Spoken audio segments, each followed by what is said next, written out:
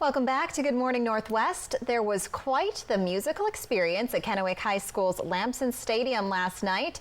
That was for Drums Along the Columbia. Rylee Fitzgerald takes us to the field after the record-breaking hot day to tell us what had to change for members when it came to accommodating for the extreme temperatures.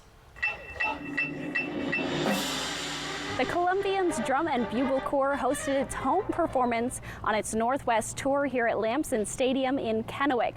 With extreme temperatures in the Tri-Cities, I talked with the team here about what they're doing to keep its membership cool.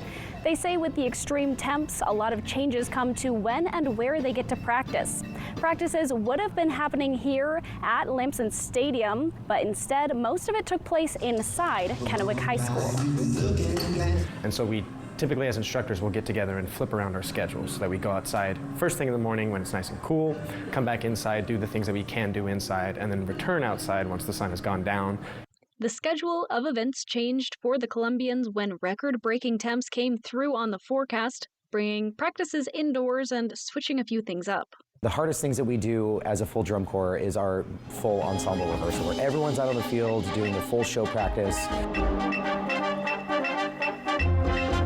We try to get them doing that at the coolest temperatures, both earlier in the morning and later in the evening at night. And so we've definitely shifted things around just to make sure that our membership is completely safe and hydrated and accommodating for all of our kids who are not quite as used to this heat. Heather Hill with the Benton Franklin Health District says heat exhaustion can turn into heat stroke in minutes in these conditions. It really means keeping an eye out for each other. You personally may not notice that you're struggling, but somebody you're with might.